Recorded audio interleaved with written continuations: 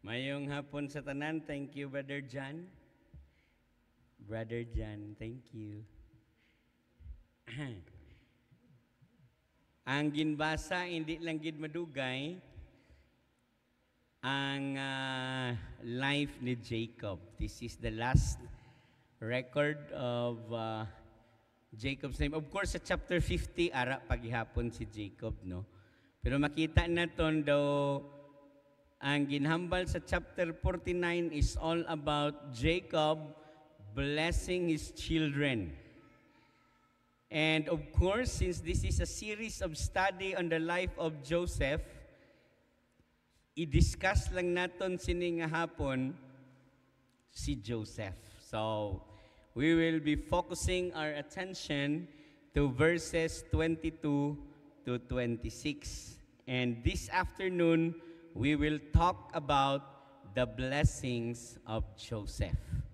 So makita naton ang kabuhi ni Joseph, nag-start sa chapter 37. He started from the pit to Potiphar's house, to prison, to palace. Then he gathered all his brethren in Egypt, and they dwelt in Goshen, and Jacob died there in Goshen. But before he died, he blesses. Nga kinahanglan i-bless ni Jacob ang iya mga kabataan. There was no command whatsoever in Genesis that Jacob need to bless his children. Not like his father Isaac. Si Isaac, kay ti makita na to, no, ang life ni Isaac medyo gintawag siya gani sa iban nga mga scholars that Isaac's faith is passive faith.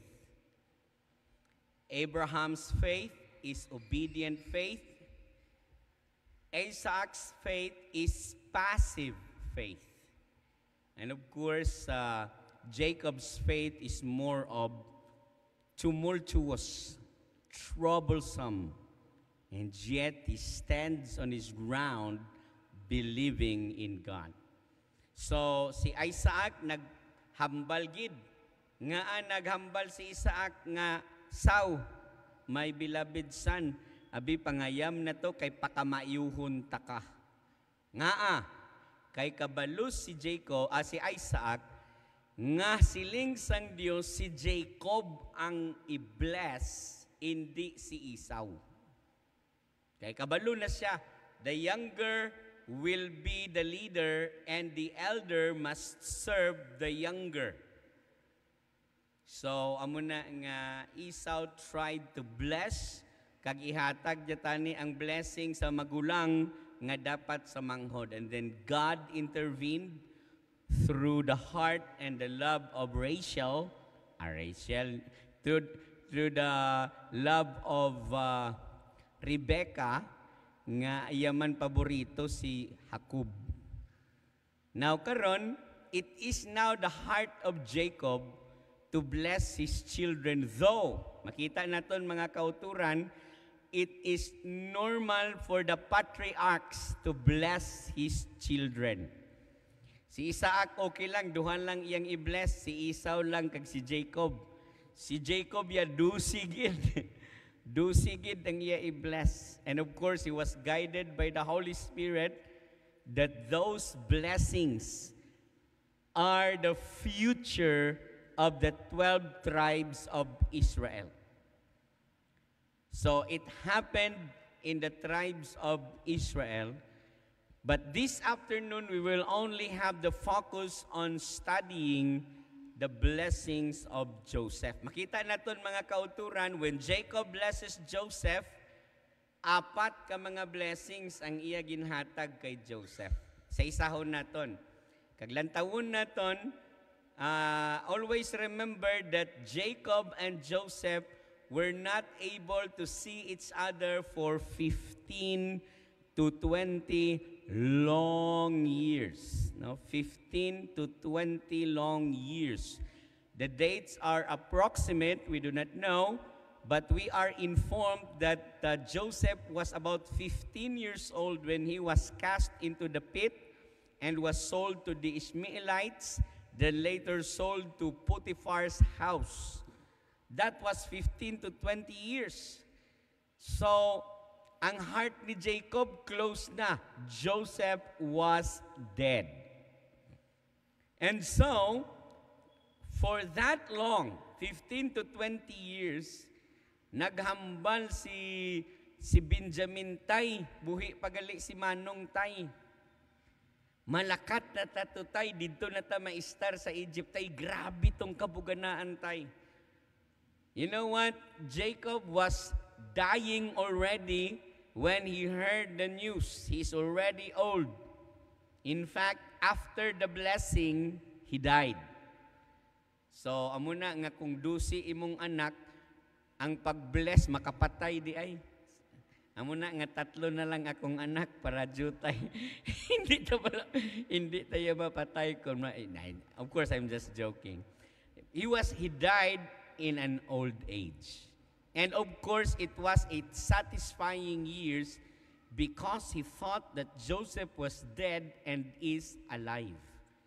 So, with that, ginbless na ni Kuan, pasunod na halin sa kamagulangan, pakadto sa ikapulo, unya ika-11 man si Joseph. This is now the blessing to Joseph. 4 ka mga butang ang makita naton diri sa pagpakamaayo ni Jacob kay Jose. Number 1, makita naton fruitfulness and abundance. The first blessing uttered by Jacob to Joseph is fruitfulness and abundance. Let's look at verse 22. Siling ni Jacob, Joseph is a fruitful bow. Ano nang fruitful bow? Even a fruitful bow by a well. Aring picture sang fruitful bow. Okay? None. Kita mo ng grapes? Kadamo sang grapes sa isa lang kasanga, no? Sa isa kasanga, damo-damo grape nga makita na tundra sa isa lang kasanga. That is the picture of a fruitful bow.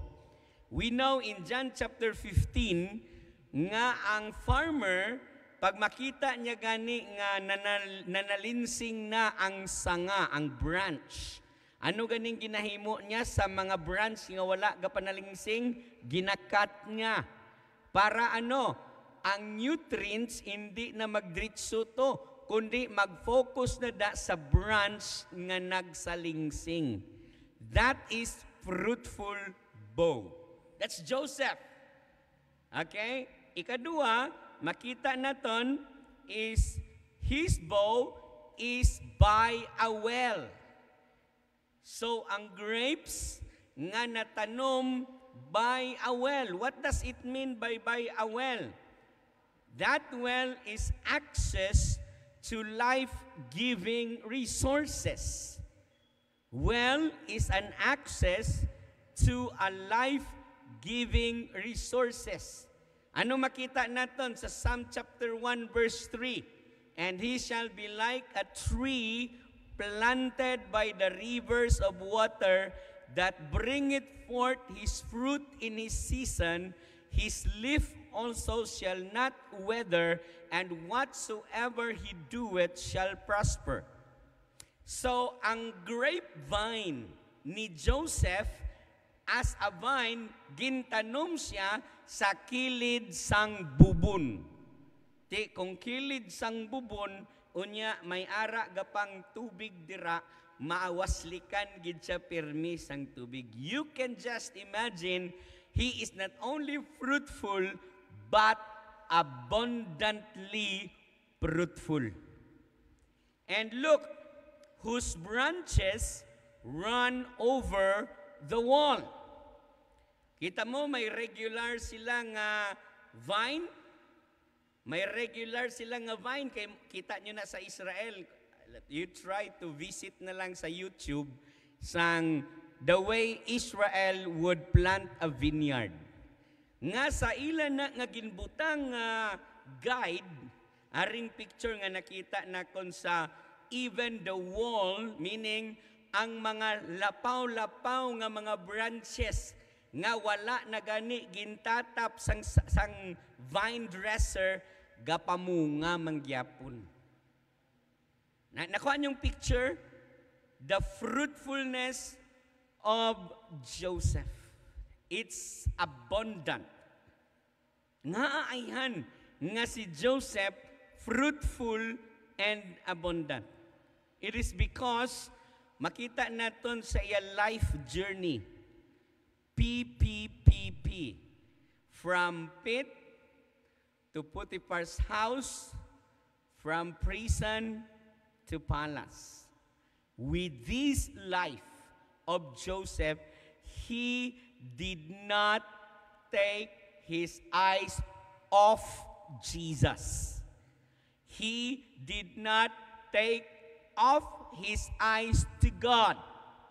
In short, what makes a life abundant and fruitful? Simply lang, a life can be abundant and fruitful if we focus our attention and our confidence and our faith in God no matter what circumstance come our way.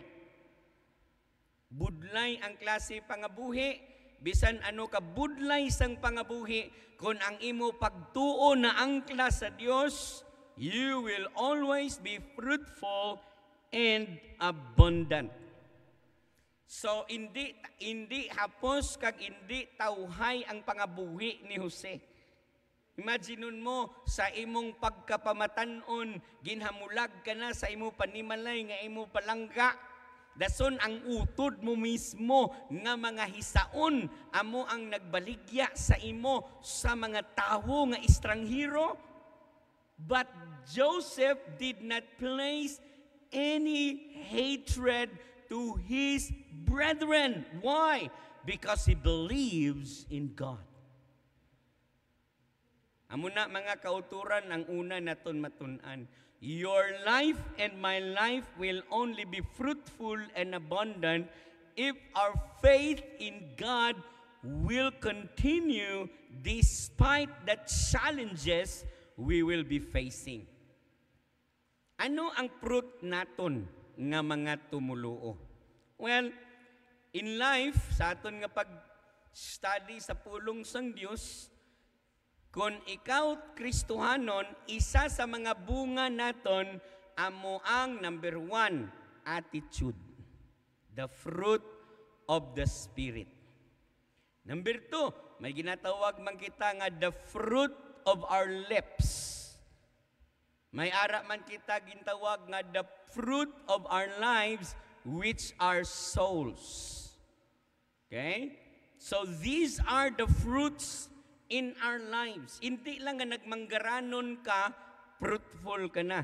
It's not material blessings. Although Joseph was rich materially at this time, but it is not the material wealth that determines his fruitfulness and abundance, but his acquaintance with the God of Israel that these Israelites rejected because of jealousy, because of envy, and because of hatred. Amo na nga kita nga mga tumuluo nga mga hisaon, way gidyaga dilanto ang kabuhi ta spiritually kun hisaon kita. Mainiton sang ulo. Dasig lang madala sa balatsyagon sang iban. Kita mo si Reuben, siling sang mga utod, si Simeon gini si Levi, magmayo man kay bisan gani nga si Levi kag si Simeon because of their cruelty. Makita naton nga si Levi gingamit gyapon sang Dios to be the source of priests later on sa iyaya nga linyada. Ang mga priestly. Pero tuso niya si Levi. Siling ni Simeon, patsyon talang ni bala. Siling ni Levi, sige. Siling ni Judas, sige. Siling ni Simeon, hindi.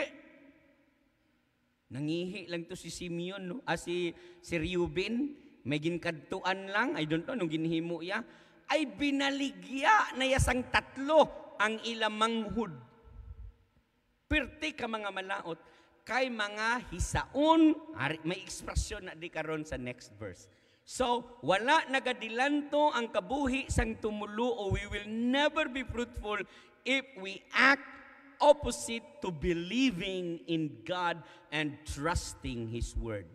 Now, tandaan, sa time ni Joseph, waay pa written revelation.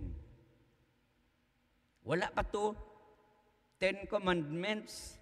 Wala pa to ya sinulat nga dinalan sang kasulatan. Joseph just lived the right way because he believes in God. In fact, when he dreams, he believes that that dream is coming from God. Nga man, he has the confidence to share it with his brothers and with his family. No, wala pa tuya balasihan, pero makita naton mga utod nga ang pagtuo ni Joseph sa Dios gid nga nagtugas sang kalibutan. Majinon mo, wala pa written revelation, but Joseph already believed in God. Kita, na anay written revelation, ginsulat pa ning life nila, sometimes gadoubt pa kita sa promisa sang Dios. That's why we put justice in our hands. Fruitfulness and abundance is the first blessing. Second blessing in the life of Joseph is perseverance amid adversity. Kinanglanon taman ni mga kauturan ang perseverance. Ang another term sang perseverance in the New Testament is makrothumia, which is long suffering. We have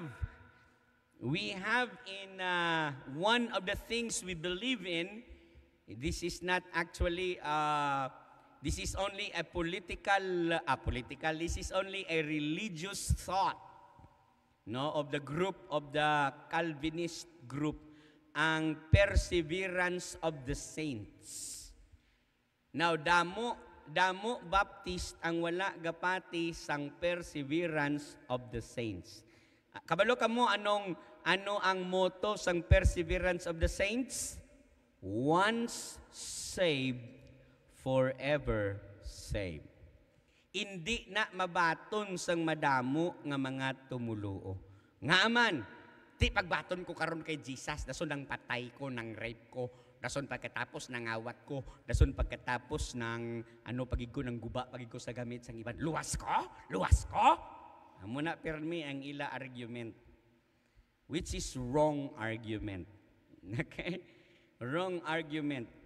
Nga aman, mabase kaya sa source of your salvation. You are not the source of your salvation, it is God.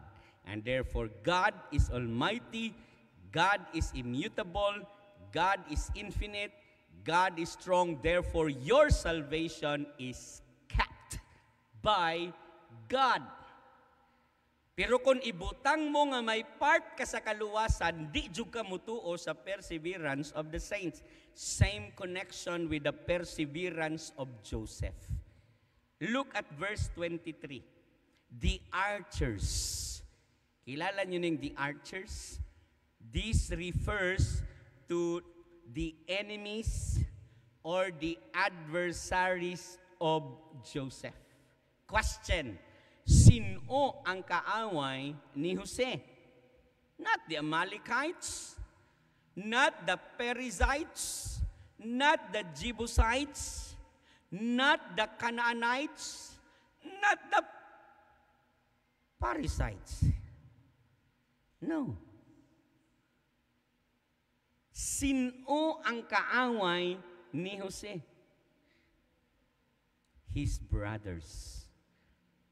Ang gina-refer sinang archers are his brothers. Anong ginhimo sang archers kay Joseph. Arao, they have sorely grieved him. Koy, gindagdag sa buho. Sakit-sakit ba? They shot at him. Ikaw? The dreamer? Nakanya nga niya? Ari ng dreamer, brad. Ano hunta ni brad? They shot at him. And then they hated him to the point of killing him. But wala na materialize to the point of selling him. To the point of making him a servant, a slave. To the point that he was imprisoned. But thanks be to God, He raised him up. Ining tatlo ni, nga ginhimo sang iyang utod, grieved him, shot at him, hated him. This emphasize the intensity of Joseph's persecution. The intensity of Joseph's persecution. Grabe. Matamat lang. Subo. Ginhungod. Dason pagkatapos. We don't care about this life. Anong ginimo nila kay tatay nila? Ginkuha ang favorite coat and then gindip sa dugo sang sapat and then pagpuli kay tatay, simpre nagmala na. Baw, nakita namon si Joseph sa dalan. Guro, ginkaon na siya, ginlamon na siya sang sapat. That's how they hated him. Verse 24. But his bow, that is bow, that is not bow. Lain niyang bow. Bow mo ng bow. Ang bow ya mo niyo nan. Bow, basta pana gani, bow and arrow. But his bow abode in strength. This is now the perseverance of Joseph. What does it mean by his bow abode in strength? This refers to unwavering faith and strength of Joseph. He did not give in to temptation. Wala siya nagluko kag nagmukmok kag magsilingan, my brother rejected me, I'm hurt, I'm useless anymore. No, that is not what Joseph did.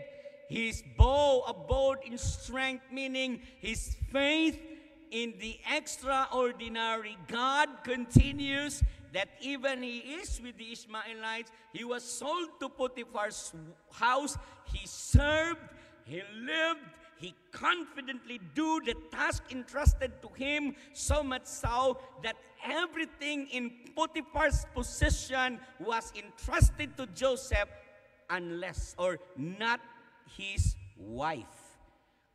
Nga wala gin-entrust ni Potiphar si Mrs. Potiphar. Kay number 1, laway si Mrs. Potiphar. Di bagay kay Joseph. Ay, joke lang. Tanan nga pagkabutang gintugyan kay Joseph, hindi lang iyang asawa. Kay ginhambal sa Bible si Mrs. Potiphar libat. Yes, basahan yung Bible. Kay amo na ang description. Guro siling nito, ihahak si taka-type. Of course, no. Temptation is temptation. Why na iya gatulok ang temptation kung gwapa o kung laway? Once you give in to temptation, regardless of the praise or whatever it is, once you already gave in, you will fall into temptation. Joseph did not. Why? Because of his unwavering faith and strength that comes from God. Amo nang meaning sang his bow abode in strength. The arms of his hands were made strong by the mighty hand of Jacob. Anong butsing ganon sining phrase? This is divine empowerment and support. Kita mo? Divine, the arms of his hands, which is the unwavering faith, were made strong by the hands of the mighty God of Jacob.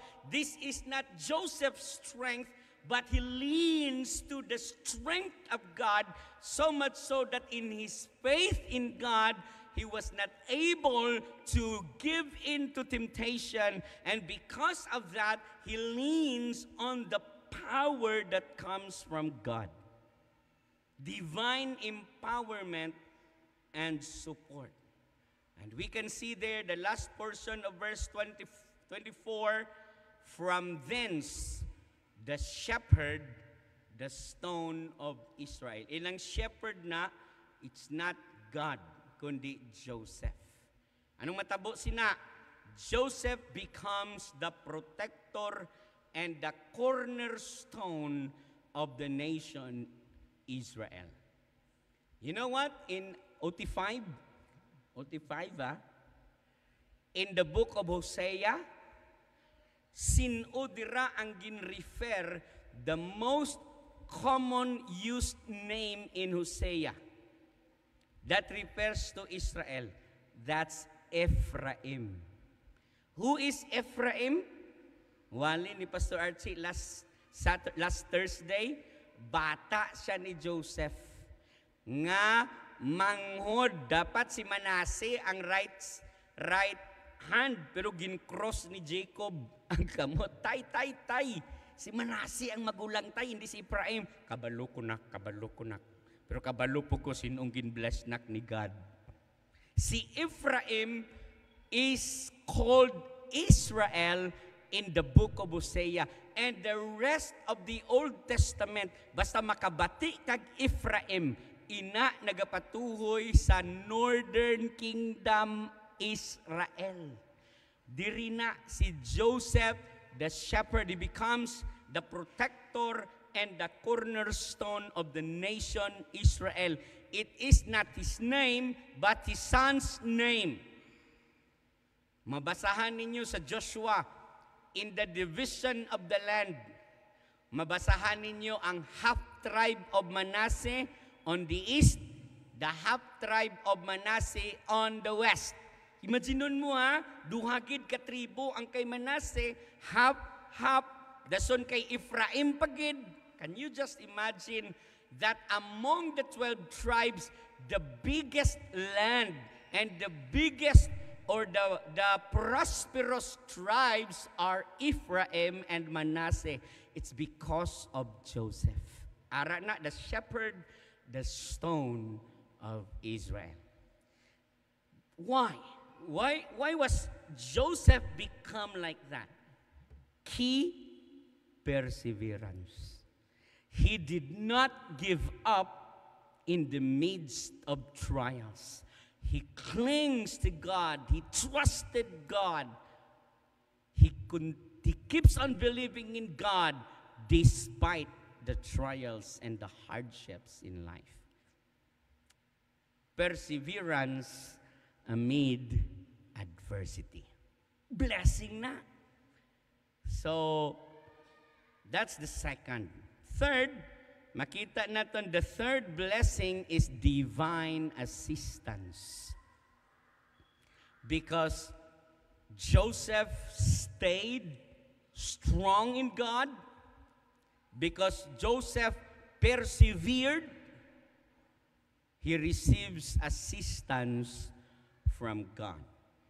Verse 25, even by the God of thy father, who shall help thee, and by the Almighty, who shall bless thee with blessings of heaven above, the blessings of the deep that lieth under, the blessings of breasts and of the womb. Joseph will become fruitful and abundant, and not because of his strength, but that is how God would bless him. Divine assistance. Grabe, no? Sa verse 25 pa, makita naton ang divine assistance. Prior to that, Joseph lived for God. Sa aton subong, ginapangayo naton una ang assistance ng Diyos. Lord, pangunahi kami. No? Muna pero mi aton, Lord, updi kami. Si Joseph lived for God, then God blessed him. Ano ang makita naton diri nga principle? Well, sa aton privilege kita sa aton chimpo subong. No nga man, nasulat na ni ang life ni Joseph kag maka-learn na ta sa iya. What if you are Joseph at that time? Abi i-analyze na to kung ako to si Joseph unya gilabay ko sa bubon. Inyo na lang ng life nyo. Mas wizard kuya ako niya. Nando ka ko no? What if ako to? Damo kambal subong nga ini mga tao nga nagpalansang kay Jesus no way gid utok. What if ato ka to? May utok kay han. Kanami sila maghambal. Kung ako to, hindi ko to ya. Kay hindi to ikaw. Kumayo lang sa imo maghambal. Subong gali, sakit lang sa unto. Hindi na ta magsimba. Sakit lang sa unto. Sino man ba makapokus, pastor, kung sakit unto mo? Pamangkot, si Joseph, nagsakit man unto ya. Guro eh. He is a man like passion as we are.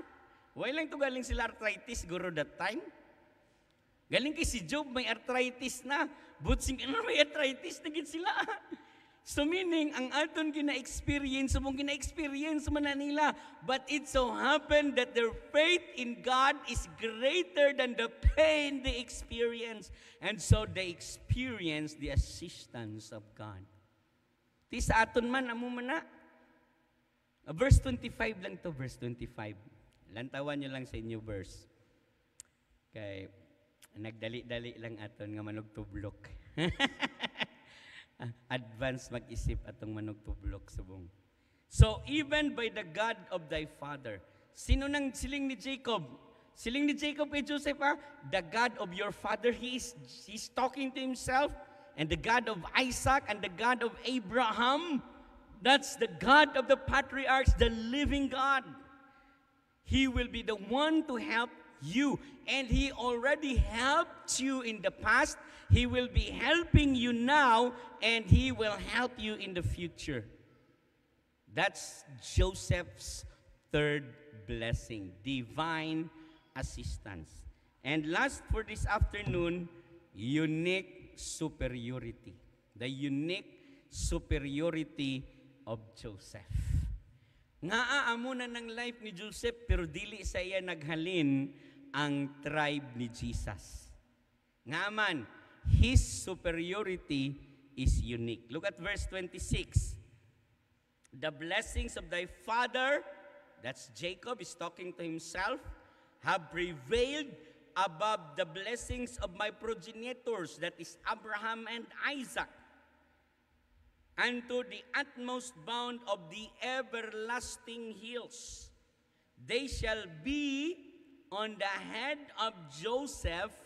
Tanawan nyo, God blessed Abraham, God blessed Isaac, God blessed Jacob, and all those patriarchs.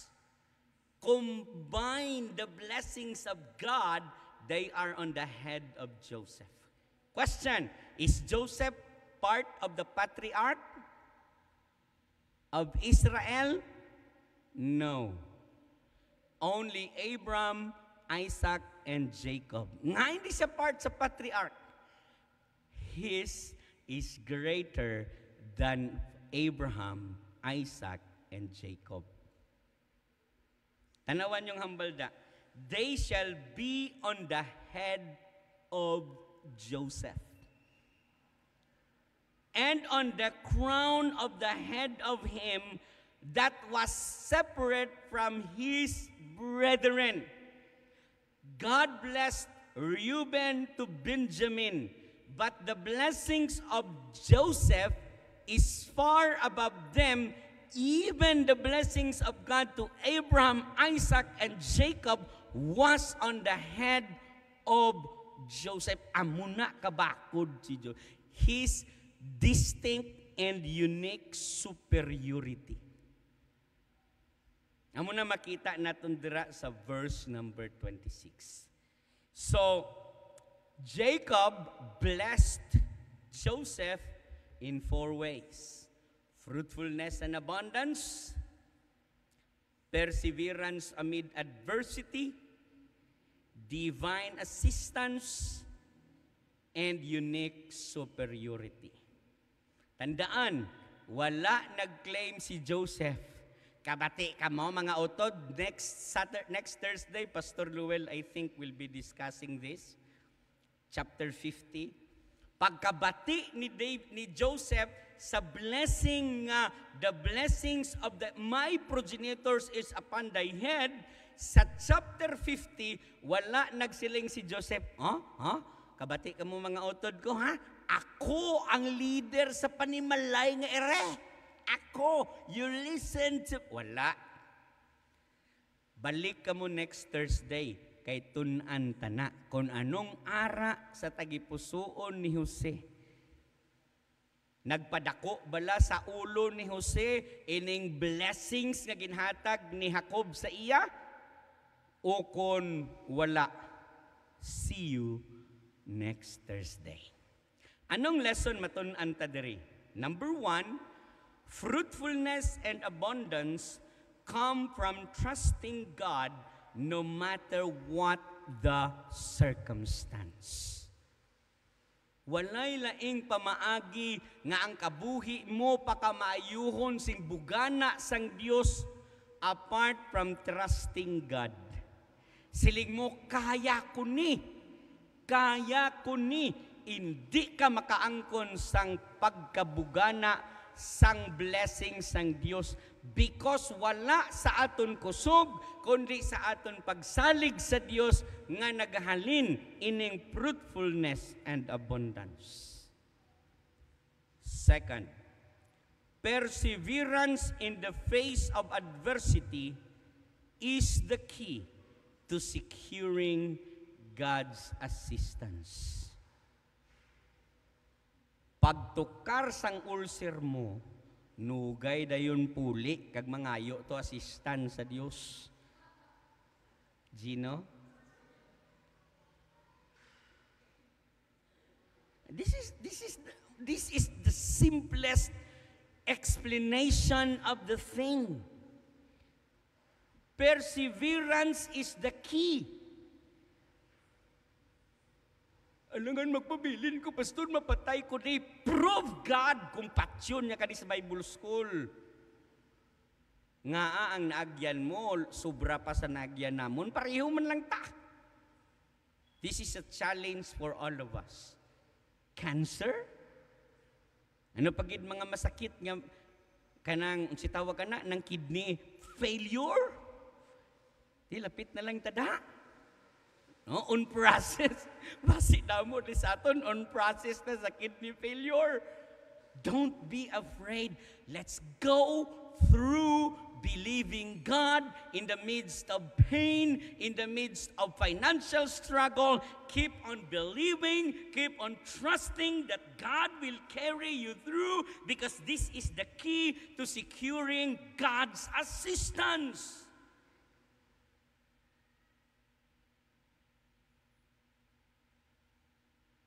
Hindi ka pagpabayaan sang Dios, kahuluya sa Dios nga magpabaya sa imo nga nangalagad ka sa iya. Tandaan nyo gid na. Kahuluya sa Dios nga nagtawag sa aton nga pabayaan niya lang kita nga nagaantos kag mapatay nga nagasalig sa iya. Muna tandaan nyo gid na. Mas nami nga mapatay nga nagasalig sa Dios kaysa napatay ka, sagi ka tumukmok sa imong pamilya, nga wala man si may mahimo sa imo. Bangon ba? Siyaan ka ba? Pero mga kauturan, this is true. Perseverance is the key to secure God's assistance. Pero tandaan ha, this is Joseph's time. Sa New Testament, lain na. Mga utod ha, tandaan nyo, lain na sa New Testament. Anong siling ni Jesus? In this world, ye shall have tribulation, but be of good cheer. I have overcome the world. In the New Testament, it's different. Kay Joseph, nag-antusa siya, then God is with him. Sa aton subong, as you put your faith in Him, God is with you in your joys, in your sickness, in your pain, in your happiness. God is with us. He will never leave us nor forsake us. Therefore, trust Him. Live for Him. This is what we ought to possess as we wait for the soon return of our dear Lord and Savior Jesus Christ. Joseph believed, Joseph trusted, and yet no written revelation yet. Natural revelation pa lang ang ara sa ila. We have complete revelation. No reason for us to quit, no reason for us to turn our back on God when pain and problems arise. Keep on trusting God. He will always be with us. He promised us that. For those who engage in discipleship, siling niya sa Matthew 28:19 and 20, I am with you even unto the end of the age. If you are not engaging in discipleship, Hebrews 13:15, I will never leave you nor forsake you. That is God's promise for us. Amuna nga, no reason for quitting, more reason to believing. Joseph, the blessing, Jacob's blessing to Joseph. Buligi kami, Lord. Tudloi kami, Lord, nga magkabuhi nga nagamasinaligon gid sa imo. Because left to ourselves, gusto namon dayon ang peace in the midst of adversity.